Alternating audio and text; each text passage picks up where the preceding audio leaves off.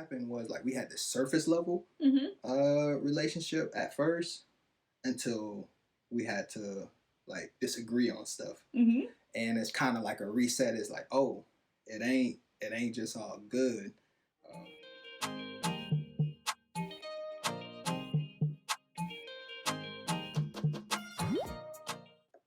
So Whitney, how was it marrying into my family?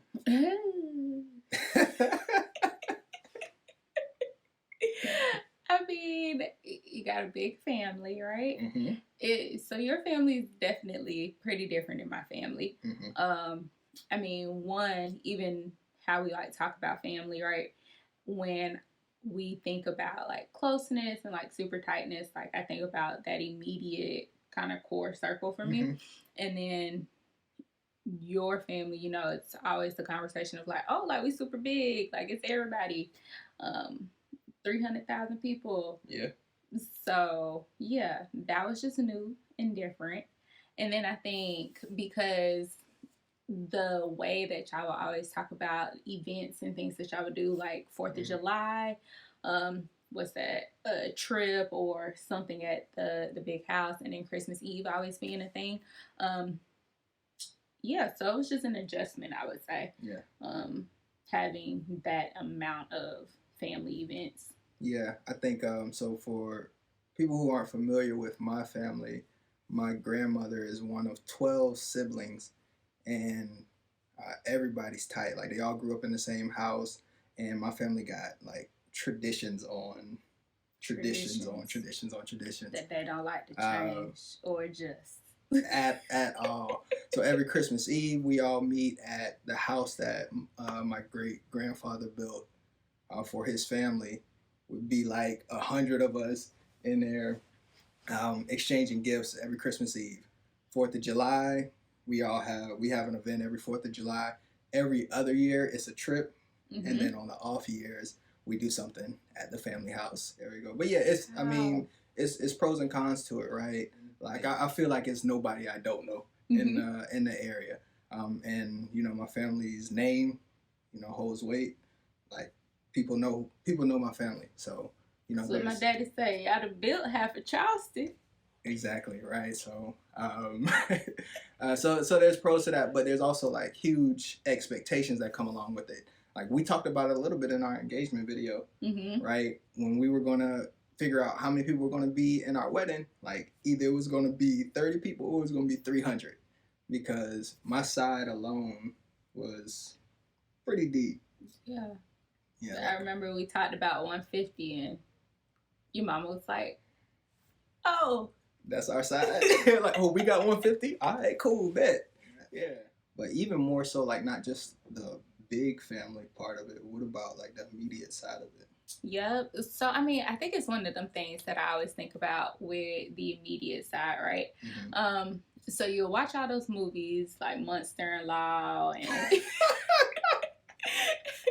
I'm not comparing my mother-in-law to Monster-in-Law, like, just to clarify. Oh, let's call Val right now. But you watch all those types of movies and you question like, okay, what is the relationship gonna be like when I actually get married? And so I don't know, I just automatically assumed it was gonna be like super easy going. Like, yeah. I mean, I guess I haven't really run into issues with moms not liking me.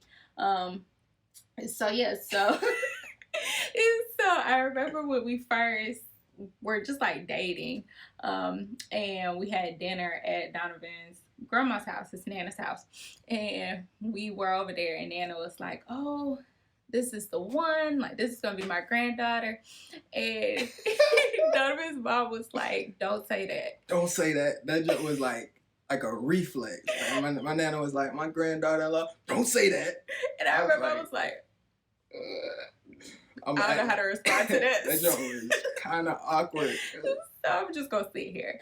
And so I think that was like one of those defining moments in a sense, right? Where it was very much like, okay, well, I'm not really sure what this relationship is about to be like. So actually, like, I'm going to just fall back and see how it kind of pans out, really.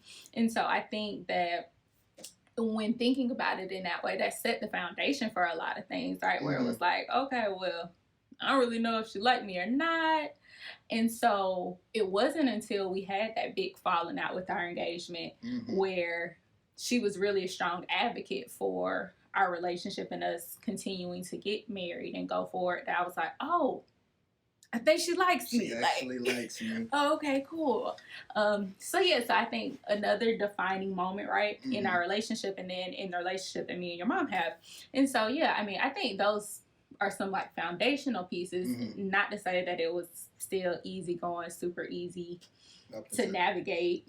Yeah, I think, and I talked to my mom a lot about like this journey of merging families.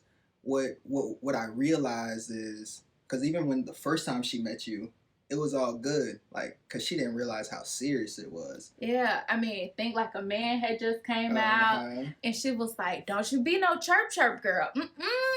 You open that door for her." Like, I was like, "Oh, we're good." So that also adds to the shock factor, where she was like, "Don't say that." I thought we was good. You said don't be the chirp girl. Exactly. We was in there. But when she realized, like, oh, you know, this is real. Like, she might be taking my son away. And I think that's what she struggled with. I mean, she tried to put on a face, right, and say all the right things, but you could tell, right, with her actions. And after we had conversations about that, you know, it started to, you know, become a little bit more apparent. And then when we had our falling out, when we almost didn't get married, she sat me down the same way your mom sat you down, because I don't know if we told this part of the story in the engagement video, but it was our moms that like brought us back together. So when we almost didn't get married, like, we had to get on, you know, it was some days that went by and our moms got us on the phone. We was all on the phone together.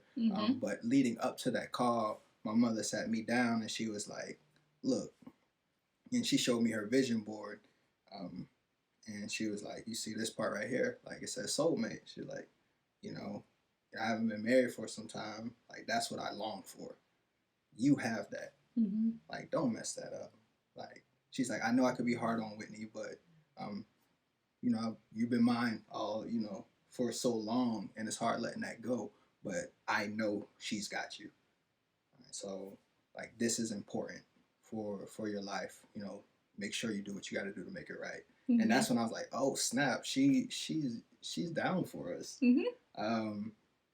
She didn't make it like automatically super easy right after that, but at least we knew in that moment. And I think one of the things that we learned is like being able to figure out how to communicate with somebody else's family. And so that is still something we're still trying to figure out, because I mean, the thing for us, right, is like the way that me and my family communicate, really direct. We gon', if you know either of my parents, they just gonna say whatever, and everybody's gonna operate around that, right?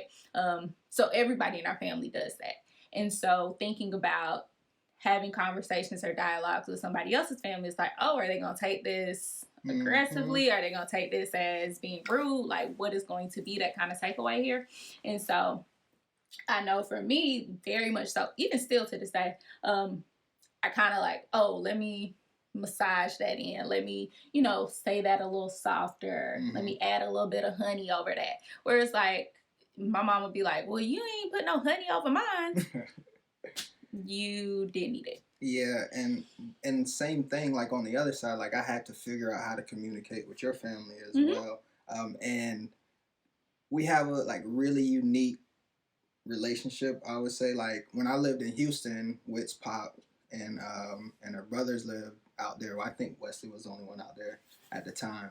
So I got to know them a little bit better during that time, and had a pretty good relationship with them. Then we moved down to South Carolina, and that's when I started to build a relationship with Witt's mom. And she and I kind of go back and forth every now and then, because I can be a little direct in my you can be direct, and you got that dry humor. Yeah, so sometimes it doesn't I don't know, it doesn't connect. Y'all know that. He'll be saying something, and he'll be like, was that a joke? Or he'll be like, it don't always, nobody and did that with it the don't joke. always be humor either. But sometimes, like even when I'm advocating for you or for my family or for my house, sometimes it doesn't go over as well with your mom. Like Yeah. I remember one time when Whit was pregnant with Brooke, we were at Tanger Outlets, and we had already decided what Brooke was gonna wear coming coming home from the hospital. Like it was explicitly clear. Like we had this agreement. I knew this is what Whitney wanted Brooke to wear from the hospital. This is what I wanted Brooke to wear from the hospital. And her mom and her grandmother have this way of challenging what she wants to do.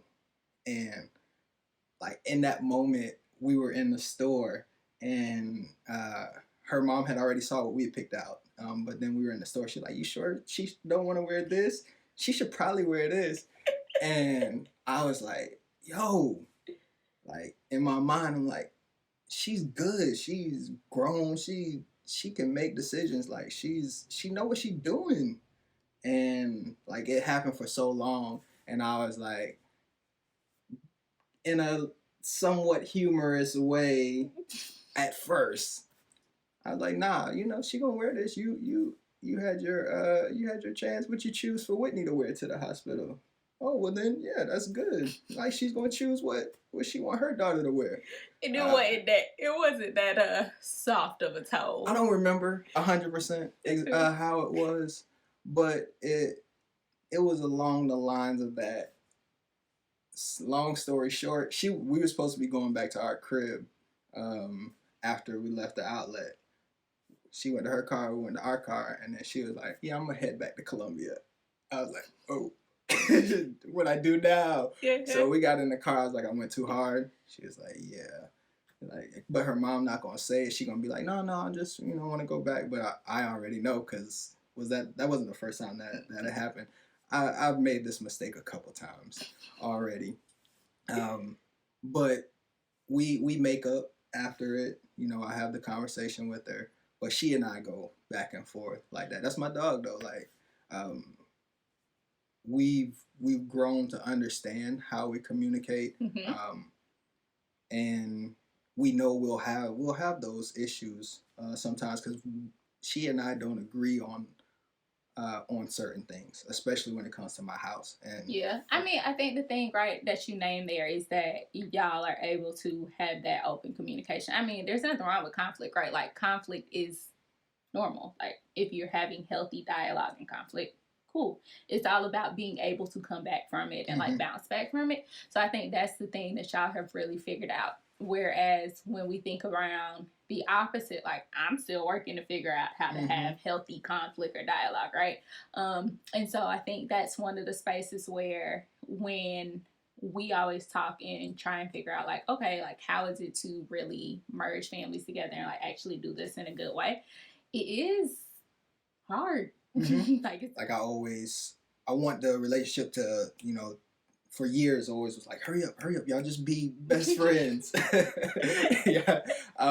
But to see the growth is I actually appreciate even more. Like for my phone to not ring, but Whit be like, "Oh yeah, I talked to your mom about this." Or like, "Oh shoot, she ain't even asked me about that." Like to see things like that happen, knowing where y'all have come from, I appreciate the journey even more because I think it has started to build a stronger bond. The same way that I think it's happening with like your mom and your pops a little bit, because what happened was like we had this surface level relationship at first until we had to like disagree on stuff, and it's kind of like a reset. It's like, oh, it ain't just all good. I remember you don't even know the story, so what story? Yes, I'm like, what story? So when I was planning your birthday party, two things happened. But when with the being COVID and I had to reduce the amount of people, there were some questions about who should be there and who shouldn't. From both sides, from both parents, and I I had to be a little direct, like, hey, I'm planning this for my wife, and this is how I want it to be. And also, right, wrong, or indifferent, I already know who's on this list. Like, you can't tell me who you think she thinks should be there. I promise you. Like, I study her, and I've already had this conversation like months ago, so I already know how to navigate it. But yeah, there was some tension for some days, and it sucked because I'm like, dang, I can't even talk to Whitney about this. Also, my sister too. Yeah, so it happened a few times while I was playing. I'm like, this is so stressful, dog. I just want to throw a party for her. Like, why y'all making it so difficult? I mean, I think the thing is, right, so you just gotta start to navigate and figure out all of those relationships, each of the individual personalities. Like, I feel like that's the biggest thing. And then being able to figure out how to be comfortable in who you are, like with those individual personalities as well. 100%. And so, yeah, I think that's something we're still figuring out, something we're still navigating, particularly with moms, I would say. Yeah, the dads are easy. Yeah, like the dads are easy. Dads are easy. Siblings are easy. For the most part. For the most part, yeah. But yeah, it's navigating the moms, because the moms also are learning how to navigate each other too. And that's always interesting to see. Sometimes I just be sitting back for entertainment. Like, he'd be sitting back for entertainment, and then I'd be like, you need to jump in now. Like, it's about to go left. So. Yeah, I think it's because we're in the thick of it now. Like, we're the same way that you would, have a dispute with your sibling. Like, we're learning how to have those things, because at the end of the day, we know it's still all love. But now everybody knows, okay, I can advocate for my thoughts now. Like, I don't just sit back anymore and just let you run over, or if you do the same thing to me. So now we can have those conversations. And I think they go in spurts too, because I mean, it goes with the season, because like when we had a baby, it was a brand new season, a brand new thing where it was like, oh, like, here are the things we want to do as a couple, as brand new parents, that we want to test out and see. And then of course, like, old school, like, well, this is what works. This is what we know. It's like, well, that's according to my research. Oh, we didn't talk about how your grandmother loved me and then didn't love me. I was like, you still be on the fence every other day. Yeah, that's how I be teetering. It's all good. I mean, you was all the way in there. It was when you said you wasn't showing up for that wedding. I was out. Yeah, we left that part out of the engagement video. Donovan told me he wasn't showing up. I could be there, but he wasn't going to be there. They was done with him after that. Leave you at the altar. That's what you said. I don't remember that. You shot. Hey. I remember I was up there at that little Wells Fargo at the ATM. It was so many years ago. I remember where I was at in the moment when I heard the words. Sound like an R&B song. All right, y'all. We are really going to let y'all go this time. We're going to try to catch a movie and potentially watch more HGTV. Because that's what we do. Y'all be blessed. All right. Love all of y'all that are on here, actually. We legit love y'all. So. From the Williams.